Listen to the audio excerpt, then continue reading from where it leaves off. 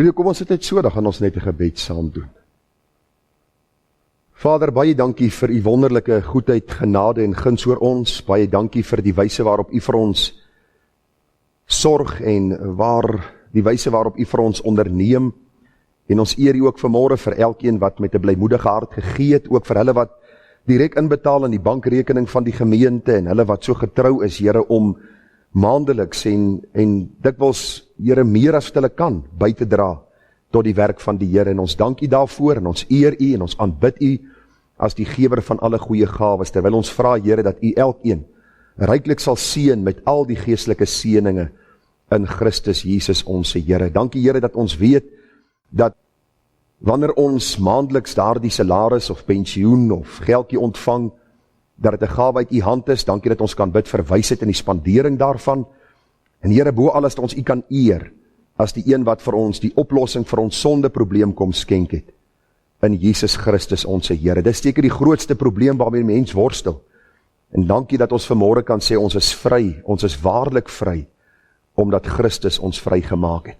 Sal u dan ook nou, Here, deur die prediking van u woord ons harte versterk en ons ook lei in u volle waarheid. Gemeente, genade, barmhartigheid en vrede word vir u geskenk van God ons hemelse Vader en van ons dierbare Here Jesus Christus. Dit word kragtig menigvuldig deur die werking van sy Gees hier by ons. Amen. Nou vriende, ek kan nie glo dat ons al by ons 5de boodskap vanuit die boek Openbaring trek nie, en by ons 5de Psalm nie. Nou hulle loop so hand aan hand. Nou, u kan bly wees, daar's nie 147 hoofstukke in Openbaring nie, want dan het ons tot by die wegraping uit hierdie twee boeke gepraat. Maar vanmôre gaan ons by Openbaring die eerste hoofstuk weer oopmaak, ons 5de boodskap, terwyl u daarheen blaai, net so kort oorsig. Die eerste boodskap het gegaan oor die verklaringsmetode van die boek Openbaring, vir u gesê, soos ons die res van die Bybel verklaar, so moet ons die boek Openbaring verklaar, die grammaties, historiese verklaringsmetode. Met ander woorde, die skrif in sy konteks, skrif met skrif, sodat ons dan nie iets sal inlees in die Bybel nie, maar vanuit die Bybel sal haal om te sien wat God vir ons wil leer.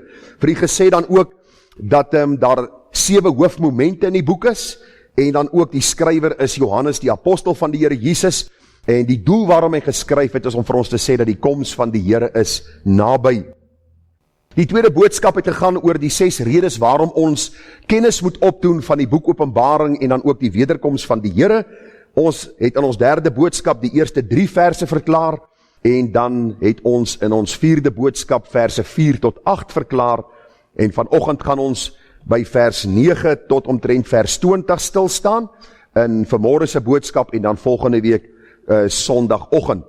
En dan sal ons die gemeentes los wanneer ek terugkom van vakansie, dat ek goed uitgerus is, en dat ons by die gemeente Efese kan begin om te sien ook wat die boodskap van die Here vir ons daarin is, soos ons dit vind in Openbaring die 2de hoofstuk. Nou kom ons lees saam Openbaring 1 vers 9 tot en met vers 20. Ek, Johannes, julle broeder en deelgenoot in die verdrukking en in die koninkryk en lydsaamheid van Jesus Christus, was op die eiland wat Patmos genoem word, terwille van die woord van God en om die getuienis van Jesus Christus. Ek was in die gees op die dag van die Here, en het agter my 'n groot stem gehoor, soos van 'n bassein wat sê, ek is die Alfa en die Omega, die eerste en die laaste, en skryf wat jy sien in 'n boek, en stuur dit na die 7 gemeentes wat in Asië is, na Efese en Smyrna, en Pergamus, en Thyatira, en Sardes, en Philadelphia, en Laodicea. Toe draai ek my om te sien watter stem met my gespreek het. En toe ek my omgedraai het, sien ek 7 goue kandelaars, en tussen die 7 kandelaars, een soos die seun van die mens met 'n kleed aan wat tot op die voete hang, en gegord om die bors met 'n goue gordel. Sy hoof en hare was wit soos wit wol, soos sneeu, en sy oë soos 'n vuurvlam, en sy voete soos blink koper wat gloei, soos in 'n oond, en sy stem soos die stem van baie waters. Vers 16 sê, in sy regterhand het hy 7 sterre gehou, en 'n skerp tweesnydende swaard het uit sy mond uitgegaan, en sy aangesig was soos die son wat skyn in sy krag. En toe ek hom sien, val ek soos 'n dooie aan sy voete, en hy het sy regterhand op my gelê en vir my gesê, moenie vrees nie, ek is die eerste en die laaste en die lewende, en ek was dood en kyk, ek leef tot aan alle ewigheid. Amen, en ek het die sleutels van die doderyk en van die dood. Skryf die dinge op wat jy gesien het, die wat is, sowel as die wat gaan gebeur, die verborgenheid van die 7 sterre wat jy in my regterhand gesien het, en die 7 goue kandelaars. Die 7 sterre is die engele van die 7 gemeentes, en die 7 kandelaars wat jy gesien het, is die 7 gemeentes. Ons lees dit tot so ver saam uit God se wonderlike woord, net so 2 of 3 opmerkings, en dan kan ons begin met die boodskap. Die eerste een, vriende, ons laaste vers wat ons so pas gesing het, was ewig, onbegryplik wese, Vader, Seun en Heilige Gees, Heer, leer my, U ken al beter, U gehoorsaam kind te wees. Vriende, ons gaan nooit die diepte en die omvang van hierdie drie enige God kan begryp op aarde nie. Daarom bly ons elke dag deur die woord van God ondersoek instel, en ons pleit dat die Heilige Gees ons met wysheid sal bekragtig, om God beter te verstaan, soos hy hom in die woord aan ons openbaar. Die tweede opmerking, en toe ek hom sien vers 17, val ek soos 'n dooie aan sy voete. Nou as u 'n televisie het, het u seker al ingeskakel op TBN en God Channel en al hierdie bose kanale, wat onder die vaandel van Christenskap en Christendom uitgesaai word, en 9 uit die 10 van die predikers sien die Here gereeld. Hy kom kuierbel in hulle sitkamer, terwyl hulle rugby kyk, of American football, of wat ook al jy wil noem. Hulle sien hom wanneer hulle in hulle kar ry, verskyn hy aan hulle op maniere, en ek wil vir u sê, die God wat hulle gesien het, is 'n vreemde God, is 'n valse God, is 'n God wat hulle self hulle uitdink. Elke keer in die Bybel, as jy lees dat Christus homself geopenbaar het aan mense, was dit hulle reaksie, hulle het soos dooies aan sy voete neergeval, selfs as engele aan mense verskyn het. Ons het nou God se woord, ons het nie nodig meer dat die engele of Christus aan ons verskyn om 'n boodskap oor te dra nie. Ons het God se volmaakte woord. En die derde opmerking, die betroubaarheid van die Bybel is die betroubaarheid van God self. As jy vanmôre aan 'n kerk behoort wat God se woord en die integriteit daarvan in twyfel trek, vlug daarvan so vinnig as moontlik, want is 'n bose kerk wat verval in sy sonde en ellende en eintlik van binnekant af verrot is en maar 'n stille dood sal sterwe, soos die Bybel ook vir ons leer. As jy God se woord lees, dan hoor jy God se stem, en God se woord is die betroubaarheid van God self. Die 3 opmerkings wat ek net wou gemaak het, en nou kan ons wegval. Dis nie die preek nie. So kom ons val weg, en ons lees vir die teks van oordenking, vers 10. Ek was in die gees op die dag van die Here, en ek het agter my 'n groot stem gehoor, soos van 'n bassein wat sê, ek is die Alfa en die Omega, die eerste en die laaste, en skryf wat jy sien in 'n boek, en stuur dit na die 7 gemeentes wat in Asië is. En ek wil vanmôre met u praat oor Christus, die sentrale figuur van en in die boek Openbaring. Christus, die sentrale figuur van en in die boek Openbaring. So ons gaan aangaan met ons vers vir vers verklaring van die boek Openbaring. En ag vriende, ons gaan vanmôre uitkom by die belangrikste persoon waaroor hierdie hele boek en eintlik die Bybel gaan. Want van Genesis af, Genesis 3:16, die moederbelofte, sien ons al klaar hoe God beloof dat daar 'n Messias sou kom. En ons sien hoe hy gebore is, ons het vanmôre daarvan gesing, en ons sien hoe hy sal kom, om dan 'n einde te maak aan hierdie goddelose bestel, en dan sy koninkryk vir ewig sal vestig.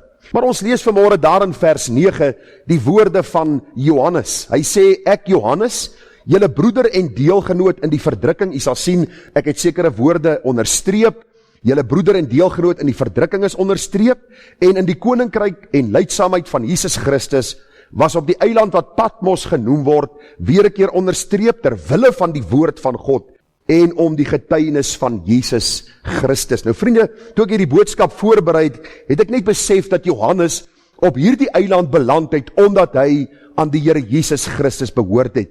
Luister, Johannes was nie 'n geheime agent nie.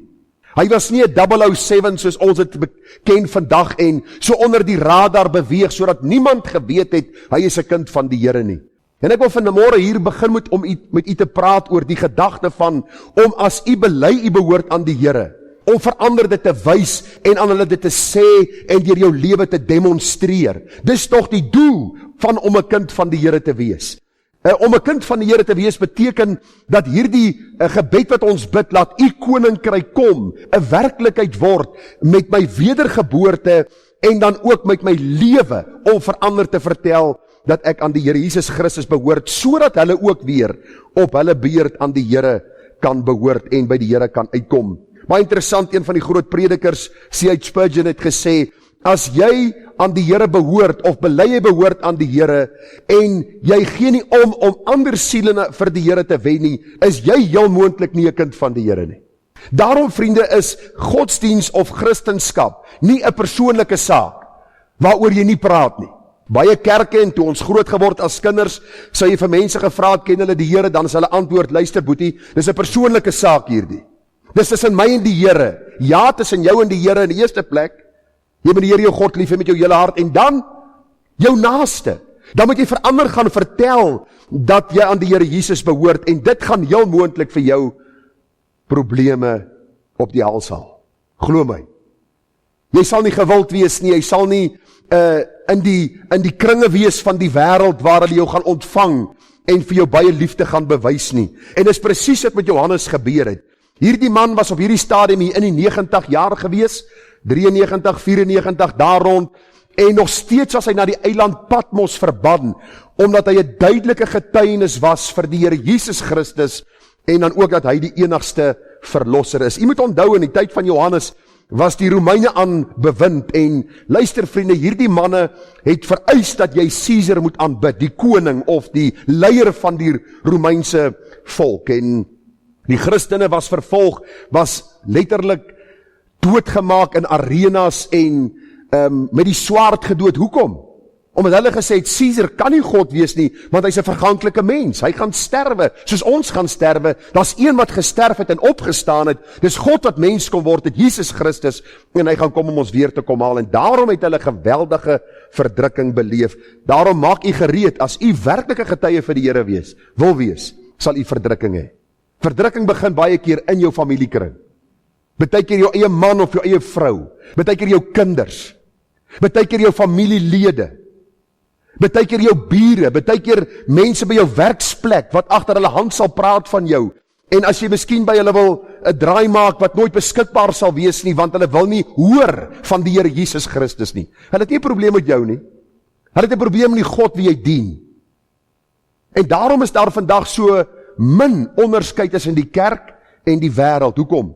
Want die kerk het aanpassings gemaak. Ons wil graag aanvaarbaar wees in hierdie wêreld. Die Here sê, wie 'n vriend van die wêreld wil wees, word 'n vyand van God. Daarom is die kerk se opdrag om die evangelie van Jesus uit te dra. Nou Johannes is op hierdie eiland Patmos, en die Bybel sê hy is deelgenoot in die verdrukking. Nou ek wil vanmôre vir u sê, elke ware kind van God sal verdrukking smaak. Nou in Suid-Afrika op die huidige oomblik, miskien nie soos Johannes dit gesmaak het, waar hy verban was na 'n eiland, of fisies gedood is nie, maar onthou, ons is in hierdie wêreld, maar nie van hierdie wêreld nie. Wat beteken dit eenvoudig? Hierdie wêreld sal ons al hoe meer begin uitskuif. Hulle begin al hoe meer vir ons sê, luister, ons glo nie aan hierdie gedagte dat Jesus die enigste redder is nie. Wie dink julle, wie is julle? Is my God, en dan verwys hulle na hierdie goed wat hulle self gemaak het. Ek wil vir u sê, baie van daai goed is monsters. As jy hom gesien het, kan jy vanaand nie slaap nie. Dan dink jy by jouself, hoe buig iemand voor hierdie beeld van goud wat hy self uitgedink het, en hy noem hom God, en hy stel hom gelyk aan die God wat alles geskaap het. Maar dis die tyd waarin ons leef. Maar hoor wat sê die Here Jesus in Johannes 15:20. Hy sê, onthou die woord wat ek vir julle gesê het, 'n diensknegt is nie groter as sy heer nie. As hulle my vervolg het, sal hulle julle ook vervolg. Ons sien al hoe meer in die westerse wêreld, al hoe meer die vervolging van kinders van die Here, waar predikante nou die dag in Kanada gearresteer is, omdat hy sy kerk oopgemaak het in die inperkingstyd. Ons sien in die Kaap hoe 'n predikant vervolg was, omdat hy vir sy gemeente gesê het, dat hulle kinders moet tugtig binne die beperking wat God se woord stel. Altyd een of ander ding waarmee die wêreld besig is om die kerk se stem te probeer stilmaak. Daarom is daar so baie aanpassings in die tyd waar ons onsself bevind. Dat as jy die kerk hoor praat, dan hoor jy die kerk. Jy hoor nie meer Christus en die boodskap van verlossing nie. Die Bybel sê vir ons in Johannes 16:33, dit het ek vir julle gesê dat julle my vrede kan hê, in die wêreld sal julle verdrukking hê, maar hou goeie moed, ek het die wêreld oorwin. Nou hierdie woordjie verdrukking, vriende, is die woordjie tribulation of pressure, as jy hom in die oorspronklike taal gaan kyk. To be afflicted. Dis letterlik om druk van alle kante te voel as kind van die Here. Nou die meeste van ons hou nie van druk nie, stem jy saam? We all want to live in paradise. Nou ons het daar gebly en toe eet ons die vrug. En nou sê jy vanmôre, wow, ek is nie Adam nie. Ek het nie aan daai appel geraak nie. Dit was nie 'n appel nie, maar die meeste ouens glo dit was 'n appel. En as jy kyk na daai rooi appels wat ons baie keer daar in die supermark kry, dan kan dit miskien gewees het. Die punt is net, ek sou presies dieselfde as Adam gedoen het. Ons sou ook die vrug geëet het, daarom het ons deel aan die sonde van Adam, en daarom is ons deel van die sondeval. En ek vra jou vanmôre, is jy besig om te soog onder die druk van ons tyd? Of staan jy vanmôre op en jy sê, ek is 'n volgeling van Jesus, ongeag die druk wat ek ervaar om my? Die Bybel leer vir ons baie duidelik daar in Romeine 5 vers 3, en nie alleen dit nie, maar ons roem ook in die verdrukkings, omdat ons weet dat die verdrukking lydsaamheid werk, en die lydsaamheid beproefdheid, en die beproefdheid hoop, en die hoop beskaam nie, omdat die liefde van God in ons harte uitgestort is, deur die Heilige Gees wat aan ons gegee is. Ek wil vanmôre net vir u so bietjie slegte nuus gee. Ons kan nie hemel op aarde hê en hemel hierna nie. Hier is die tyd van die kruis, en die kruis sal eendag verruil word vir die kroon. Daarom sit Johannes op 'n hoë ouderdom op die eiland Patmos, verdruk, vervolg, en die Here gee vir hom hierdie kosbare boodskap om aan die kerk van die Here Jesus van vandag te gee, dat ons deur hierdie verdrukkinge in die koninkryk van die hemele sal inkom. Daarom sê 1 Petrus 3:14 ook, maar as julle ook moet ly ter wille van die geregtigheid of van julle geloof, salig is julle, en vrees hulle glad nie, en wees nie ontsteld nie, want dit is beter as die wil van God het eis, dat julle ly wanneer julle goed doen, as wanneer julle kwaad doen. En net so voetnota voor ons aangaan, ek kry van tyd tot tyd hierdie videoklips op Facebook van die ding dat ons godsdienstvryheid beperk gaan word en ons moet 'n petisie lewer en, ai vriende, nou ek probeer altyd so Christelik moontlik optree, wanneer ek hierdie goed kry, maar ek vergeet baie keer dat ou in hierdie wêreld is en ander mense seker 'n ander perspektief het oor sekere dinge. Maar ek wil vanmôre vir jou sê, kom ons vergeet van wat Johan Drey sê en die onderhoud wat hy het met hierdie Piet en daai Koos en hierdie een sê dit en die advokaat wat vir ons die video gestuur het met haar rooi rok en lippe en ons kyk na wat God se woord sê. Ons gaan verdrukking smaak. Ons kan en ons moet opstaan vir die waarheid. Maar luister, hulle gaan oor ons stoomroller as God dit so wil. Niks kan gebeur sonder God se toelatende wil nie. En as hy wil hê ons moet verdrukking smaak in hierdie land, sal ons dit smaak. Daarom moenie ontsteld raak nie. Moenie in opstand kom nie, moenie die regering sleg sê en op allerlei maniere probeer om 'n revolusie te veroorsaak nie. Buig voor die gesag van God. Ja, ons kan hulle sonde uitwys. Ons moet dit doen. Ons gaan dit vanaand sien in die boodskap. Goddeloosheid moet uitgewys word, sodat ons dit aan die lig kan bring, sodat die Here dit kan vergewe en op die einde van die dag vir ons 'n verandering bring, as hy dit so wou. Maar wat ek vanmôre vir u wil sê, maak gereed, dat wanneer verdrukking kom, dit jou nie onkant sal betrap nie, maar jy sal besef, dis deel van God se plan vir ons, om ons te heilig, om ons as 'n reine maagd voor hom in die heerlikheid voor te stel. Vers 10 sê, ek was in die gees op die dag van die Here. Nou vriende, hierdie in die gees beteken dat Johannes nie geslaap het nie. Dit beteken dat hy nie 'n droom gedroom het nie. Dit was nie sy verbeelding gewees nie. Dit was 'n besoeking van God se Heilige Gees om 'n boodskap aan Johannes, die apostel van die Here Jesus, te gee, om neer te pen in die kanon, die geïnspireerde geskrifte van die Bybel, die boodskap van die einde, sodat ons hoop kan hê in die tyd van verdrukking. As ons gaan kyk na 2 Korintiërs 12, 1-10, sien ons hoe Paulus in die derde hemel weggeruk is. Ons sien verskillende Ou Testamentiese profete wat 'n boodskap van die Here ontvang het. Daarom wil ek vir u sê, hierdie is niks vreemds vir die Bybel nie. Daarom sê ons ook, mense wat nou visioene en openbaringe en sogenaamde gesigte van die Here het, is leenaars, want die Bybel sê, as jy iets byvoeg by my woord, sal God die oordeele by jou byvoeg. Die Bybel is klaar geskryf, en in hierdie 66 boeke het ons genoeg inligting om ons voor te berei vir God se koms. Ons het nie nuwe profete, nuwe apostels, nuwe stemme, nuwe drome, nuwe openbaringe, nuwe dinge nodig nie, ons het God se woord en dit is vir ons genoegsaam. Die apostel Johannes was 'n betroubare apostel gewees en die Bybel sê vir ons dat die Here hom dan hierdie waarheid geopenbaar het. Nou op die dag van die Here, dui maar op die opstandingsdag, wat verwys was na die dag van die Here, die dag van Christus se opstanding, het Johannes dan ook hierdie waarheid ontvang. En die Bybel sê, ek was in die gees op die dag van die Here en ek het agter my 'n groot stem gehoor, soos van 'n bassein wat sê, nou ek wil hê, jy moet nou saam met my Patmos toe gaan, vergeet die see en die branders wat breek, want dis waar die meeste ouens aan dink, né? Johannes is daar op die eiland Patmos, daar is 'n see, daar is branders, hier is Johannes, heel moontlik besig om te bid, heel moontlik besig om God se woord te bepeins, en die Bybel sê, in 'n oomblik toe hoor hy 'n groot stem agter hom. En wat sê hierdie stem? Ek is die Alfa en die Omega. Dit beteken die oneindige, wat van ewigheid tot ewigheid was, is, sal wees. Hy het geen ontstaan soos u en ek het, of 'n geboorte soos u en ek het nie. Hy is van ewigheid en hy gee lewe aan almal en alles. Ek is die Alfa en die Omega, die eerste en die laaste, en skryf wat jy sien in 'n boek en stuur dit na die 7 gemeentes wat in Asië is, na Efese en Smyrna en Pergamus en Thyatira en Sardes en Philadelphia en Laodicea.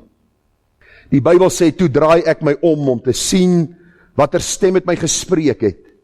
En toe ek my omdraai, sien ek 7 goue kandelaars, en tussen die 7 kandelaars een soos die seun van die mens met 'n kleed aan wat tot op die voete hang, en gegord om die bors met 'n goue gordel. Nou, ongelukkig is die beeld nie baie goed nie. Ek het so 1 of 2 skyfies saamgebring van wat Johannes min of meer kon gesien het. Dis maar 'n kunstenaarsvoorstelling. Ons weet ons kan nooit hierdie ervaring wat Johannes gehad het vir u deurgee op so 'n manier nie, maar net om vir u so 'n idee te gee wat Johannes op daardie oomblik gesien het. En dit bring ons by die sentrale figuur in en van die boek Openbaring. En vriende, dis niemand anderste as die Here Jesus Christus, die seun van die allerhoogste God, wat vlees geword het nie. Ons gaan vanmôre kyk hoe Johannes Jesus afskilder deur die blaaie van hierdie Bybelboek Openbaring. Hoe dit alle profesieë in Christus vervul word. Hoe niks in die boek sin maak sonder Jesus nie. Hoe hierdie boek net sin maak as ons sien dat hy is God wat mens kom word het, die redder, die regter en die koning van die heelal. Nou ek wil vanmôre vir u sê, as Christus jou nie opgewonde maak nie, dan is daar niks op aarde wat jou opgewonde sal kan maak nie. En ek praat nou nie van om vir daai oomblik bly te wees as jy jou nuwe kar kry, of wanneer jy die bonus by die werk kry, of wanneer daar iets gebeur in jou huis wat jou opgewonde maak, die geboorte van 'n kleinkind of iets nie. Christus gee jou daardie diepe, innerlike vreugde, wat alle verstand te bowe gaan. En selfs in tye van verdrukking, waar jy voel dat jou verlaat, dat hy een kant gestaan of staan, en hy kyk hoe jy stoei in jou probleme, dan weet jy, deur sy gees in jou hart, hy's by jou, al gaan jy deur die water, hy's by jou, dit sal jou nie oorstroom nie, en die vuur sal jou nie brand nie. Dis iets wat God deur sy gees in jou hart kom doen. En daarom wil ek vanmôre vir jou voorstel aan hierdie Here Jesus Christus, sodat jy weer opnuut opgewonde kan raak oor hom. Nou die eerste plek sien ons Johannes, en die boek Openbaring verklaar aan ons die godheid van Jesus. Nou vriende, die Jehova getuies, die Mormone, Islam en honderde ander godsdienstige groepe wil ons probeer wys maak dat Jesus soos ander gode, soos hulle gode is, en net nog 'n goeie mens was, 'n goeie profeet wat wonders en tekens gedoen het. En selfs op teologiese skole gebeur dit. Gaan na die deurste teologiese skool in Suid-Afrika, of dit nou Tikkies is, of dit nou hier by Stellenbosch is, die meeste teoloë het liberaal geword. Die Here Jesus is nie meer vir hulle God en die enigste redder nie. Hulle stel hom gelyk aan soveel andere. Daarom vind ons die ineenstorting van die ware kerk van die Here Jesus, omdat die teologiese skole verrot is in die been, en deur hulle boosheid jong studente oplei, en hulle uitstuur met 'n valse boodskap, om die mense in Suid-Afrika te mislei. Die Here sê hulle sal 'n dubbele straf kry. die dag as hulle sterwe, want onthou, vir ons wat baie weet van ons sal baie meer geëis word, as van hulle wat nie baie weet nie. Maar ons as kinders van die Here, wat deur die blaaie van die Bybel 'n studie maak, sien dat Jesus Christus was en is en sal vir ewig God wees. En ek gaan vir jou 'n paar Ou Testamentiese voorbeelde gee, waar die Ou Testament verwys na God, en hoe die Here Jesus homself verklaar in die boek Openbaring, as God wat mens kon word het. Jy moet altyd onthou, dis net God wat versoening kon doen vir die sonde van die mens. Daarom het God se liefde vir ons tot openbaring gekom in sy Seun, en die Bybel sê vir ons, dat deur die Heilige Gees word dit toegepas, wanneer die Heilige Gees lewe in ons harte bring. So kom ons kyk na so 'n paar dinge, wat aan God toegeskryf word, wat ook aan Jesus toegeskryf word, in die boek Openbaring. Nou ons lees daar in Deuteronomium 10 vers 17, in die Ou Testament, en daar staan, want die Here julle God, is die God van die gode, en die Here van die Here, die groote, magtige en gedigte God, wat die persoon nie aansien en geen geskenk aanneem nie. En nou lees ons daar in Openbaring 19 vers 16, en die Bybel sê, en hy, dis Christus, dra op sy kleed en op sy heup die naam wat geskrywe is, die koning van die konings, en die Here van die Here. In die Ou Testament verwys dit na God, die enige ware God wat Israel aanbid het, en dit word deurgetrek na die Nuwe Testament, want Jesus sê, julle kan my alleen ken, of my Vader alleen ken, as julle deur my na hom toe gaan.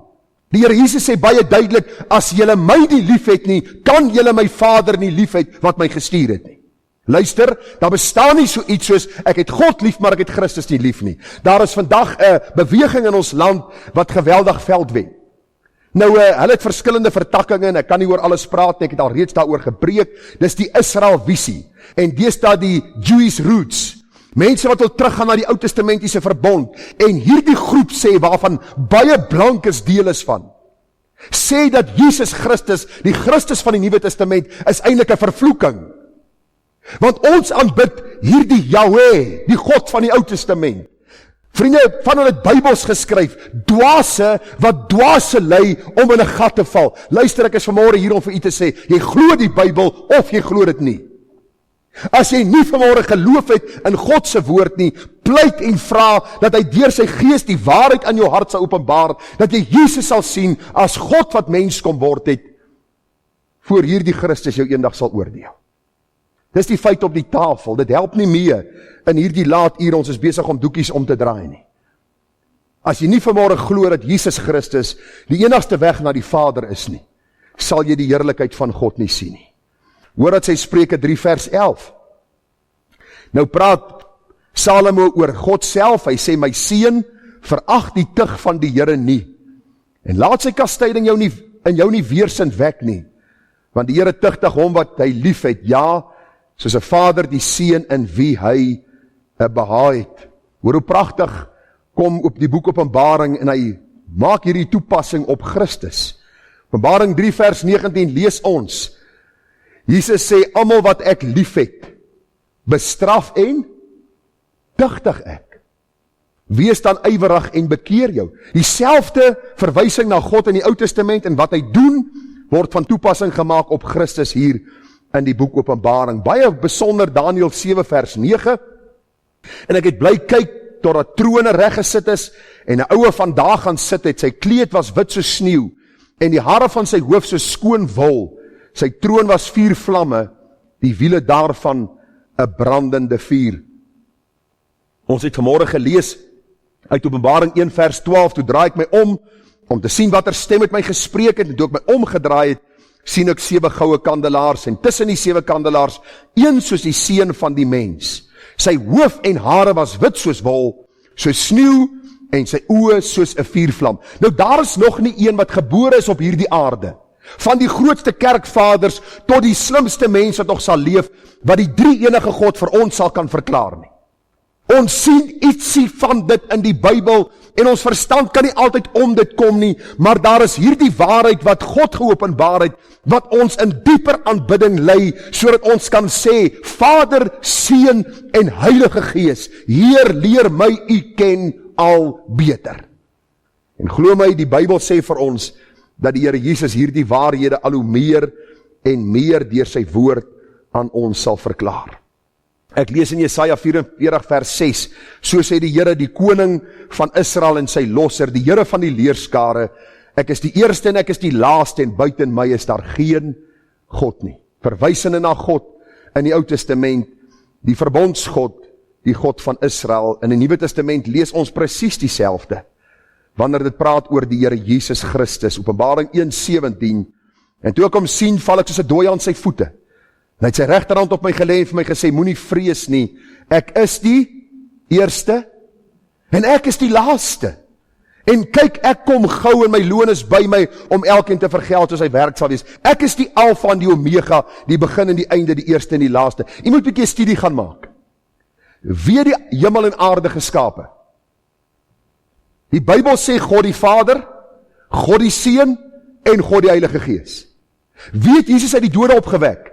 Die Bybel sê God die Vader, God die Seun het sy lewe afgelê en het opgeneem en die Heilige Gees het hom opgewek. So die drie eenheid word duidelik in die Bybel afgeskilder en ons gaan 'n dag beleef. 1 Korintiërs 13 praat daarvan. Die Bybel sê ons sien nou soos in 'n spieelende raaisel, maar een dag sal hierdie dom verstand van Gerard Bekes in 'n oomblik slim word soos meeste van julle slim is al klaar.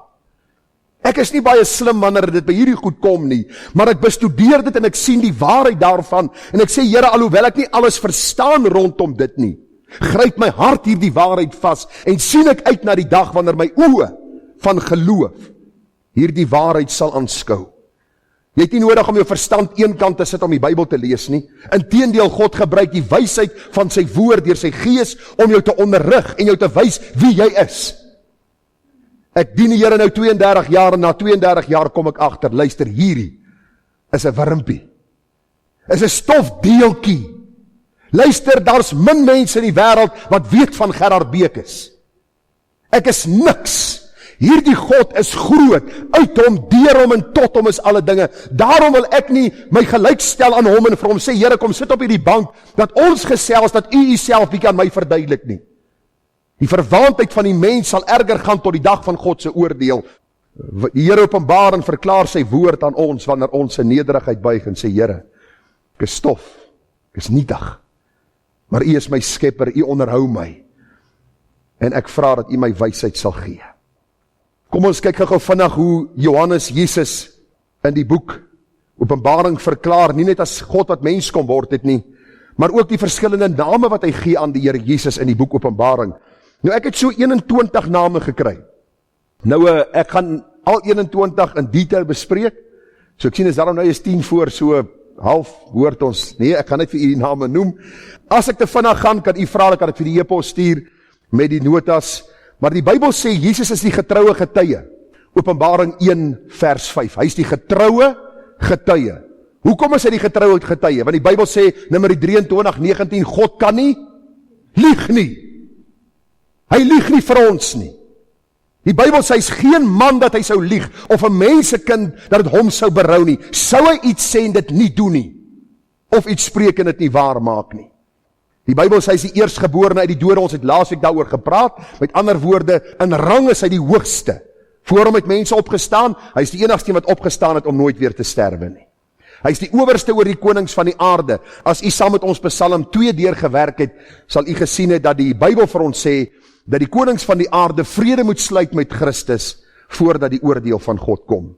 Hy is die Alfa en Omega wat ons al reeds hanteer, hy is die eerste en die laaste, dis nou Openbaring 1:8 en 1:17, en hy is die lewende. Luister, ons aanbid nie 'n dooie God nie. Mohammed se graf is daar en elke jaar stroom miljoene soontoe. En dan gaan loop hulle verby en lyk my daar iewers het hulle 'n plekkie wat hulle aanvat. Weet nie hoekom hulle aanvat nie, miskien is daar, ja, kom ons los dit, ek nou nie vir myself die moeilikheid maak nie, maar die gedagte is net, dan vat hulle daar en verskillende gode oor die eeue het gekom en gegaan. Die enigste een wat sê hy was dood en hy lewe tot in ewigheid is die Here Jesus Christus self, Openbaring 1 vers 18.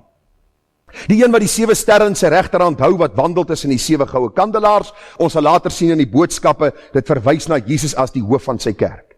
Die een wat die skerp tweesnydende swaard het, Openbaring 2 vers 12, hy is die seun van God, Openbaring 2 vers 18, Die een wat oë het soos 'n vuurvlam en sy voete is soos blink koper, Openbaring 2 vers 18.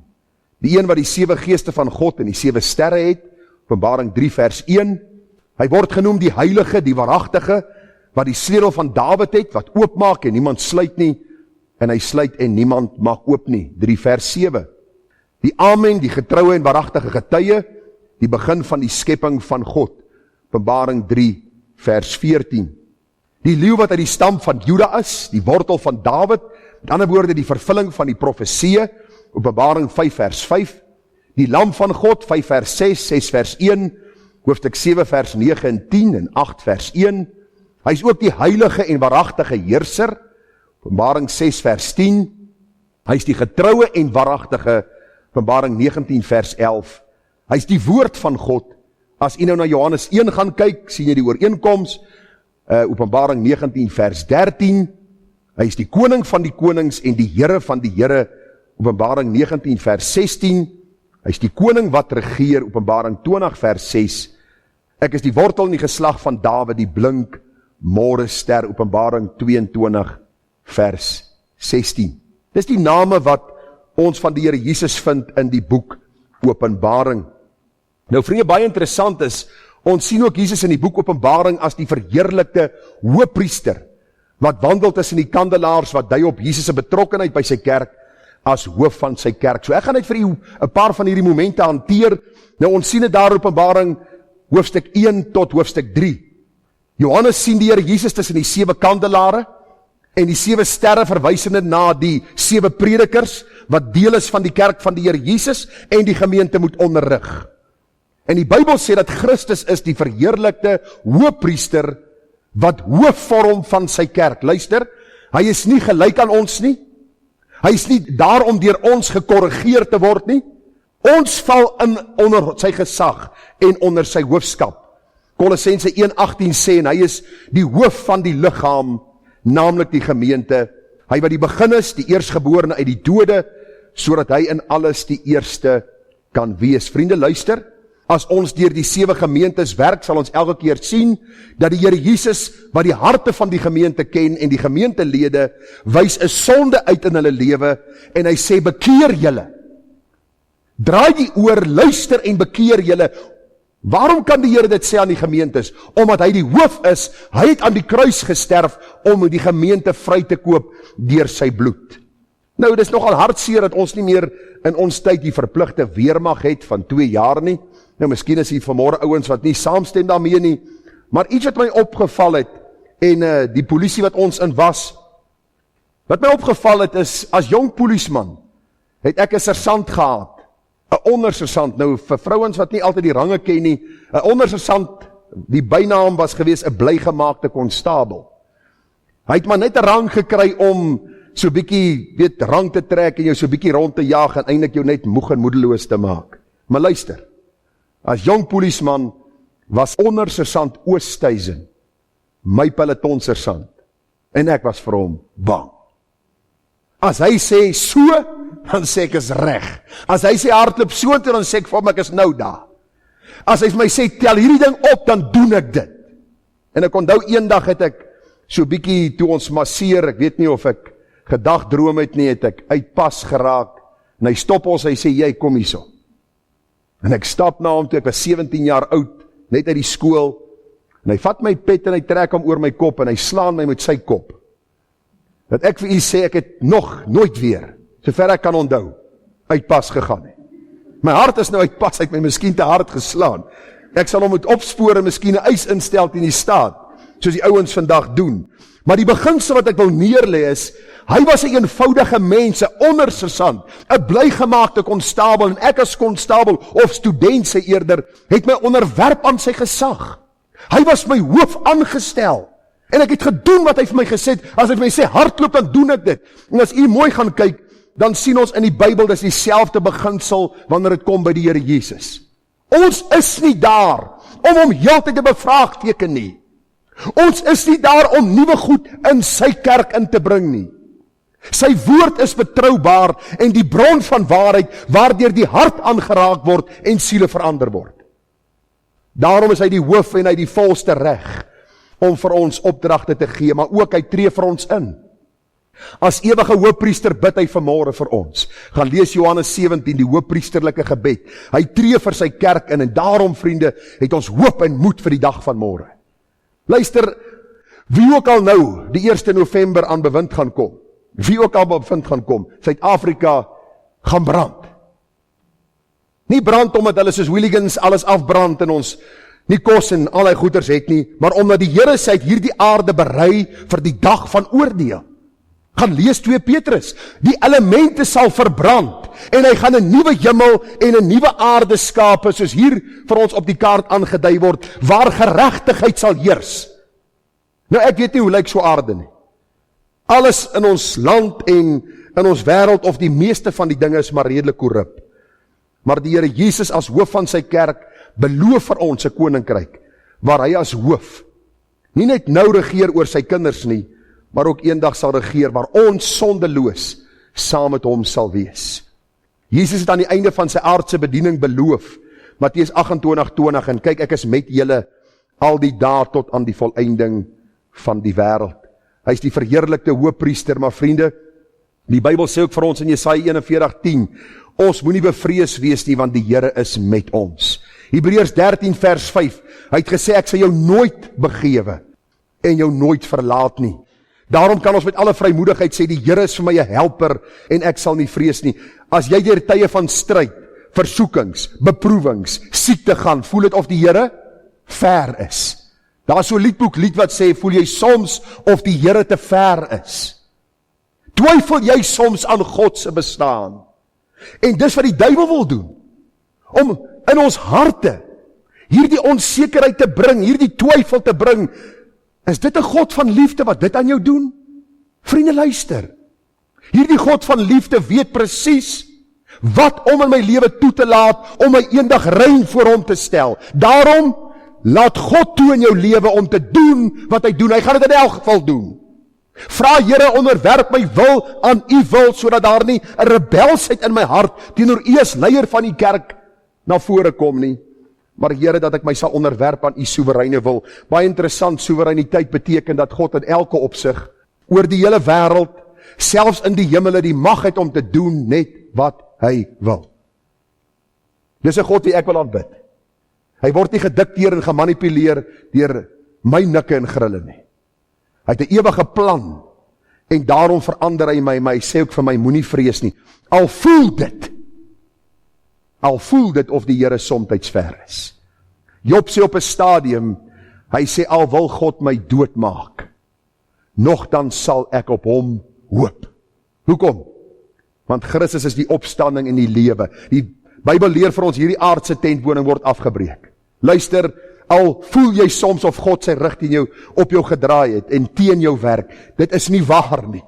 Hy is besig om juis ten goeie vir jou te werk, om jou te verander na die beeld van sy seun. As Christus verdrukking gehad het, en hy het aan 'n vloekhout gesterwe, hoeveel te meer sal u en ek nie ook die stryd beleef nie. Maar luister, ons sal nooit hoef uit te roep, soos Jesus uitgeroep het, my God, waarom het u my verlaat nie?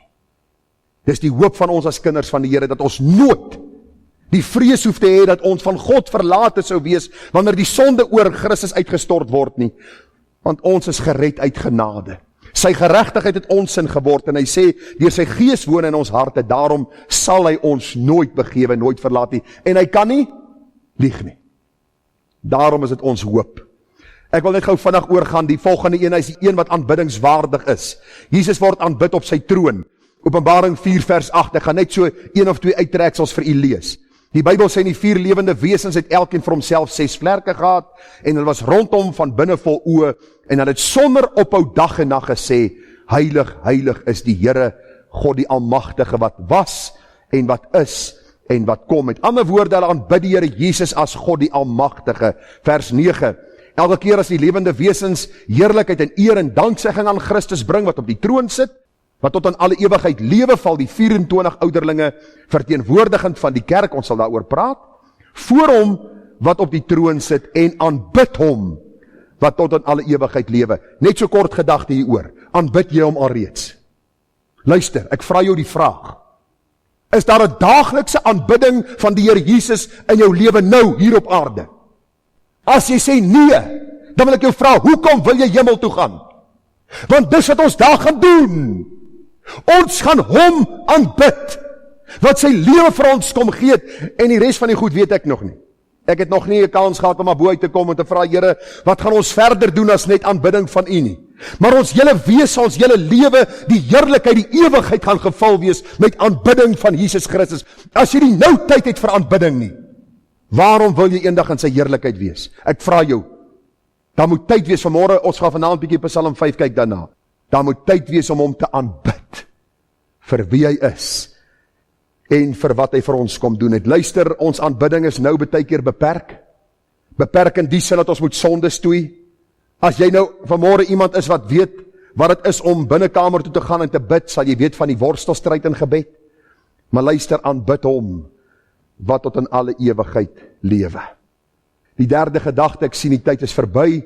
Ons sien Jesus verder in die boek Openbaring as die regter wat oordeel uitoefen op die aarde en sy bewoners. Wanneer laas jy 'n boodskap oor die radio gehoor van Jesus die regter? Sê gou vir my. Radio Pretoria, Radio Oosrand, almal het Christelike programme. Radio RSG, hulle het moslim en Christen programme. Daar het 'n wonderlike huwelik plaasgevind een of ander tyd waarvan ek nie eens weet nie. Ek is nie eens genooi nie. Die hartseer van die tyd is dat niemand praat oor Jesus die regter nie. Waarom nie? Want dit gaan definitief verdeeldheid bring. Want die regter gaan elke moslim, elke hindoe, elke boeddhis, elke prediker, elke jongmens, elke kind oordeel. En mense hou nie van om te hoor van 'n regter nie. Openbaring 6 tot 18 praat van hom. Jesus die redder word nou Jesus die regter. Jy sien te veel mense in teoloë dink dat Jesus net liefde is en ons maar sal verskoon as sondaars.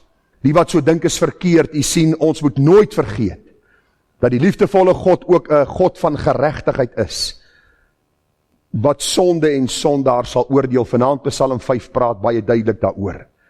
Ek wil vanmôre net vir u sê, kyk na Jesus aan die kruis en sien hoe God sonde haat. Ons kyk altyd na die beeld in die Bybel waar die Bybel praat van die Here Jesus wat geslaan was, gespieg was, sy baard was uitgeruk, die doringkroon. Weet jy waarom? Die aakligheid van die kruistoneel wys vir ons God se haat vir sonde. Een van die punte vanaand is, haat jy sonde soos God sonde haat? Of soek jy maniere en regverdiging om met die sonde te deel? Jesus die redder word Jesus die regter. Ons sien Jesus verder as die oorwinnende koning wat vir 1000 jaar sal regeer op die troon van Dawid. Ons lees daarvan Openbaring 20 vers 4 en daar staan, en ek het trone gesien en hulle daarop gaan sit en aan hulle is die oordeel gegee en ek het die siele gesien van die wat onthoof is oor die getuienis van Jesus en oor die woord van God en die wat die dier in sy beeld nie aanbid het nie en die merk op hulle voorhoof en op hulle hand nie ontvang het nie. En hulle het geleef en as konings geregeer saam met Christus die 1000 jaar lang. Ons praat van die millennial koninkryk of die 1000-jarige vrederyk. Ons sal nog daarby uitkom. Die voorlaaste gedagte, Jesus die oorwinnaar wat die Satan, Antichrist en valse profeet in die poel van vuur werp. Ek wil net gou hier iets sê. Ek sê nog heeltyd iets, maar ek wil net hier iets sê. Dat u hoor wat ek sê. Ons leef in 'n tyd waar mense vir jou WhatsApp boodskappe stuur. Ek wens WhatsApp wil verdwyn. En Twitter. En Facebook. Want mense stuur soveel drek. En mense is besig om werklik soveel paniek te saai oor soveel dinge. En een van die gewilde goed is, julle moet ernstig intree as kerk van Jesus van die duiwelaanbidders kom vanaand saam en hulle gaan bid teen huwelike. Wow. Moet ek nou begin bewe? Die Bybel sê die duiwel, die Satan, het alreeds sy oordeel gekry. Dit moet nog net voltrek word. Dis soos 'n ou wat in die dode sel sit.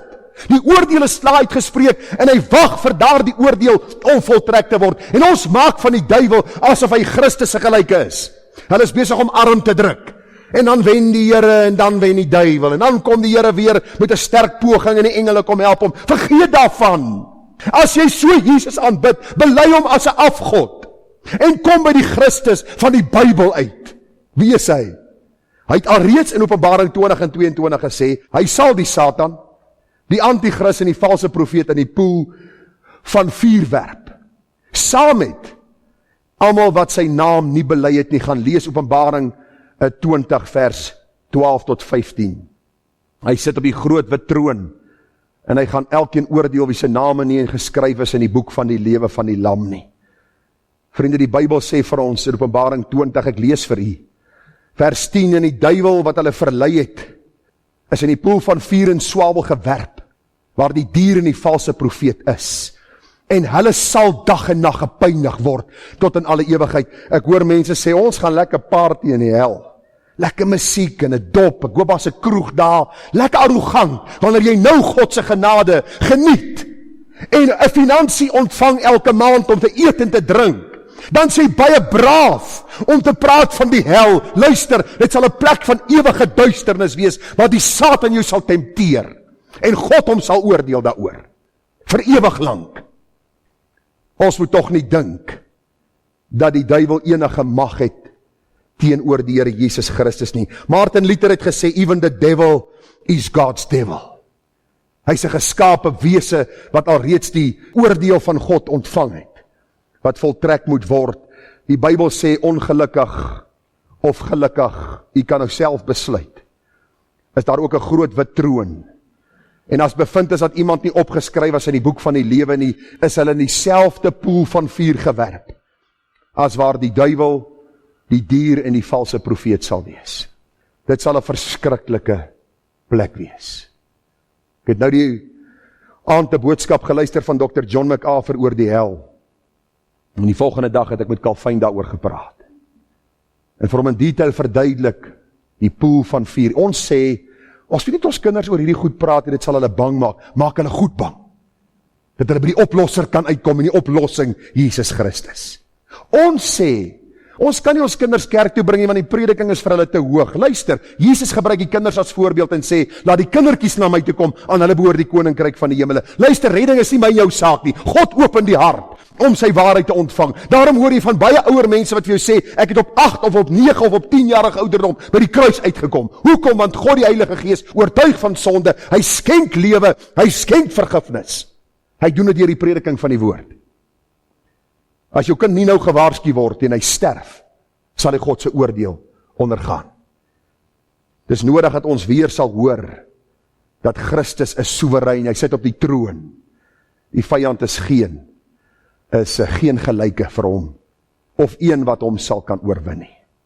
Daarom ek sluit af, Jesus sê, kom nou, Jesaja 1 vers 18. En laat ons die saak uitmaak, sê die Here. Al was julle sonde soos skarlaken, dit sal wit word soos sneeu. Al wat het rooi soos purper, dit sal word soos wol. As julle gewillig is en luister, sal julle die goeie van die land eet. Maar as julle weier en wederstrewig is, sal julle deur die swaard geëet word. Want die mond van die Here het dit gespreek. Paar jaar gelede is ek na huis ontbied en pa en ma vra my, asseblief kom sien my kind. En ek kom in die huis, ek begin by die ma sit en die pa en ons gesels. En die seun kom later in. Dink hy was so in sy vroeë 30's. En hy kom in en ek sien iets is nie lekker met hom nie. Baie mooi jong man, mooi van aansien, mooi gelaatstrekke. En hy sit daar, maar hy's baie op sy senuwees en ons praat, en ons kom op die einde van die dag so bietjie, ek dink ek het die evangelie aangebied, ek kan nie meer mooi onthou nie. Maar 'n lang storie kort te maak, daar kom mense aan en die seun verskoon homself en hy's weg. En die ma sit so by my en sy sê vir my, Dominee Gerard, ek wil net vir jou sê, my seun is siek. Ek sê, ja, kom agter. Sy sê, hy het vigs. Hy is homoseksueel. En hy het vigs onderlede en hy is besig om dood te gaan. En sy sê vir my hierdie woorde. Sy sê, ek vat jou boodskappe, sy sê, dan speel ek het vir hom. Sy sê, gaan sit, lê in die hoek van die kamer, dan skree hy, sit het af, ek wil het nie hoor nie, sit het af. Waarom? Want Jesus sê, kom nou, en laat ons die saak uitmaak. En mense sê, nee, ek is jonk, ek sal my lewe geniet, ek sal maak en doen soos ek wil. Luister, jou lewe behoort nie aan jouself nie. Jou lewe behoort aan die Here Jesus. Hy het sy lewe aan die kruis gegee sodat jy gered kan word. Hy gee jou asem, hy gee jou suurstof. Daarom sê die Bybel, kom nou en erken jy's 'n sondaar, bely jy's 'n sondaar. Jy kan jouself nie red nie. God het aan die kruis in Christus vir jou sy liefde kom openbaar sodat jy gered kan word. Hierdie jong man het 'n paar weke later gesterwe in sy toestand. Hulle het my gevra om die begrafnis te hou. Daardie dag toe preek ek oor die gedagte, dis die mens bestem om eenmaal te sterwe en daarna God se oordeel. Ek sal nooit daai begrafnis vergeet nie. Daar was baie homoseksuele gewees, baie van hulle is New Agers. Mense wat vreemde goed glo, van hulle het skuins gedraai in hulle stoele en buitekant by die venster uitgekyk. Want hulle wou nie hoor wat die God van hemel en aarde sê oor hulle sondige lewenspraktyk nie. Ek wil vanmôre vir jou sê, gaan aan in jou sonde. Bly met jou boosheid aangaan. Bly God se genadehand wegskuif. Daar sal 'n dag aanbreek dat jy sy oordeel sal ontvang. Ek het nou die boodskap gepreek, as God jou vyand word, pas op dat God nie jou vyand word. Hy is genadig, hy is barmhartig. Hy het nie gekom om ons te verderf nie, maar om ons te red. Maar luister, kom nou en laat ons die saak uitmaak. Al was jou sonde soos skarlaken, dit sal wit word soos sneeu. Nou hoor dit sê die vers verder, as julle gewillig is en luister, sal julle die goeie van die land eet. Maar as julle weier en wederstrewig is, sal julle deur die swaard geëet word, want die mond van die Here het dit gespreek. Daarom sê Openbaring 22 vers 17, die laaste hoofstuk in die Bybel, by die laaste verse staan daar, en die Gees en die bruid sê kom, en laat hom wat hoor sê kom, en laat hom wat dors sê kom, en laat hom wat wil die water van die lewe neem verniet. Vir baie jare het ek by die varkbakke van die wêreld my dors probeer les. Ek het geparty, ek het gedrink, ek het gerook, ek het gevloek, ek het vuil grappe vertel. Dan kom ek in die aand in my werkskamer, dan sê ek dors. Ek is leeg hier binne. Ek het gehonger, want ek het geweet daar's iets beter. En daar het 'n dag aangebreek, die 4de Mei 1989, toe die Here hierdie dorstige siel na die fontein van lewende waters neem. Jesus Christus, die sentrale boek van die boek Openbaring. En hy het my dors kom les en hy versadig my nog steeds na 32 jaar met sy woord. Moenie die duiwel vir jou lieg om vir jou te sê hierdie wêreld bied iets blywends nie. Ek is nie die geslag wat die dood gaan oorwin nie, ons sien dit juis in die tyd waar ons leef. Al wat ons kan sien is dat Christus vanmôre nog sê, kom.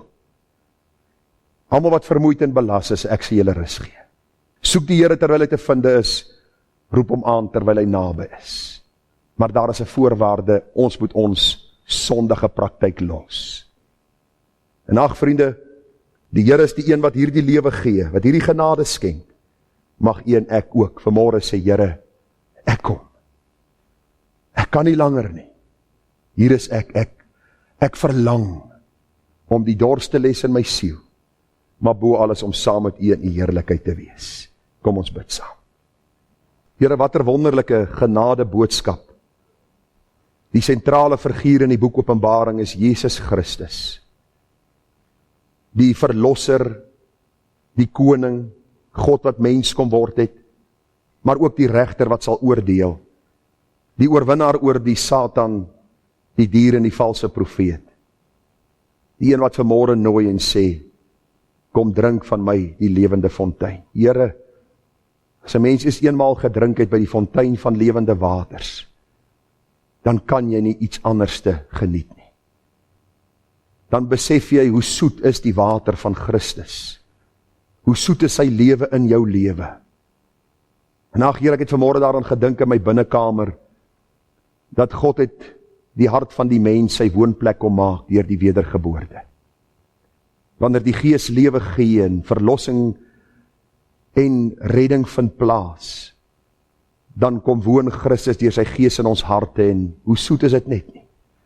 Daar is tye van stryd, daar is tye van sonde, daar is tye waar ons, Here, voel u het ons begewe en verlaat en dan is hy besig met daardie reinigingsproses om ons meer te heilig, om te word soos Jesus.